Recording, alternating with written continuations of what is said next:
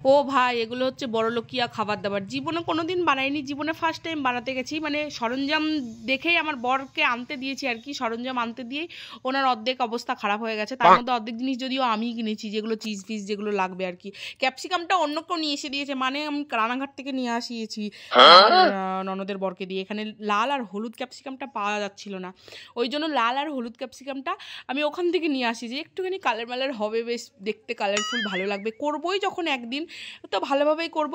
আর যদিও কুকুরের পেটে ঘি সহ্য হয় না, ওই যে কথাতেই আছে, আমার পেটেও কিন্তু এসব সহ্য হয় না, তবুও ওই যে বলে না, রান্না করতে ভালোবাসি, রান্না করে সবাইকে খাওয়াতে ভালোবাসি, মানে নতুনত্ব একটু খাবার বানাবো, সবাই একটু খেয়ে ভালো বলবে, মানে ওটাতে যেন আমার একটা চরম শান্তি, মানে ভেতর থেকে একটা তৃপ্তি বোধ আসে।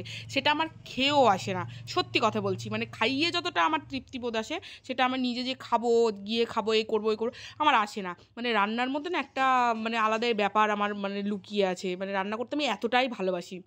তো যাই হোক, তো এই যে সরঞ্জামগুলো দিয়ে সব কিছু তো মানে সাজিয়ে নিয়েছি। আর চিজ এত পরিমাণে দিয়েছি ভাই, এত পরিমাণে চিজ দিয়েছি, মনে হয় মানে 1 মাস ধরে যে যোগাটা আমি করছি, সেই যোগার ফল আমার ওই 1 মাসটা আমার মানে পেছনে চলে গেছে আর কি। যোগাটাও তো ওই জন্যই করছি, যাতে একটু ভালো মন্দ খেতে পারি, যদিও আমার এসব সহ্য হয় না। মানে একদিন খাবো আর 3 দিন ধরে অসুস্থ পড়ে থাকি, মানে এটা আর কি করা যাবে, কিছু তো করার নেই।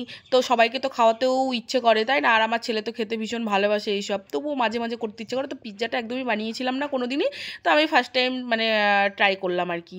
তো সত্যি কথা বলতে এত সুন্দর হয়েছিল, সেটা পরে আসছি। তো চিজ দেখেছো কত ঢেলে ঢেলে চিজ দিয়েছি, মানে এত চিজ, মানে এত চিজ দিয়েছি, মানে চিজ দেখেই খেতে ইচ্ছে করে যাবে। মানে চিজের যে চেহারা, সেটা দেখলেই মানে একদম আলাদা এরকম একটা আমার তো দেখছি আর লোভ লাগছে।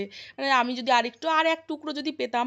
আর যদিও এই যে এই জিনিসটা বানিয়েছি, এটার আবার 11টা টুকরো হয়েছে ভাই, 11টা টুকরো করে, মানে আমার বাড়িতে 11 জন মানুষ, 11 জন মানুষের 11টা টুকরো হয়েছিল এটা। তো 11টা টুকরোর মাঝখানে যদি আমি যদি আরেক পিস একটা এক্সট্রা যদি টুকরোটা পেতাম না, তাহলে মনটা বেশ খুশি হয়ে যেত। কিন্তু কিছু করার নেই, সবাইকে টুকরোটা তো সমানভাবেই দিতে হবে, নাহলে সবারই মনটা খারাপ হয়ে যাবে, এই আর কি। সে যাই হোক, আমার তো এই যে দেখো নিচটা যে কী দারুণ হয়েছিল, মানে আমি তো স্বপ্নেও ভাবিনি এত সুন্দরভাবে মানে হবে জিনিসটা, আর এত সুন্দরভাবে আমি করতে পারবো।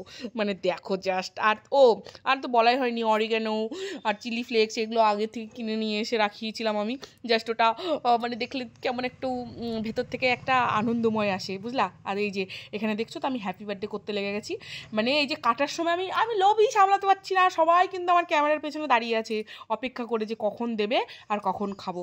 মানে এটা হওয়ারই কথা আর কি, এটাতে কিছু করার নেই। এই যে দেখো, এইবার হচ্ছে ভাগাভাটি, মানে ওইটা হয়ে গেল স্লাইস করে। এই যে আমি এই এক টুকরো পেয়েছি, মানে সবাই এক টুকরো করেই পেয়েছে, তো আমিও এক টুকরো পেয়ে গেছি। এর মাঝখানে নিজেকে সাবাসি দিতে ইচ্ছে করছি, এত নিজের রান্নার সাবাসি তো নিজেই দিয়ে ফেলেছি, এবার অন্যের কাছ থেকেও তো একটু সাবাসিটা নিতে হবে নাকি। চলো জেনে নি সবার কাছ থেকে। কেমন আছে পাপ্পু? দেখা তো পিসটা, তোকে সবচেয়ে বড় পিস দিছি, খা খা একটু খা। কেমন লাগছে? ভালো? আরেকজন খেয়ে শোনা কেমন লাগলো পিৎজা? ওরে বাপরে, তো খেয়ে কমপ্লিট একদম আগেই। তোমার ভালো লাগছে তো? সত্যি? কেমন লাগছে?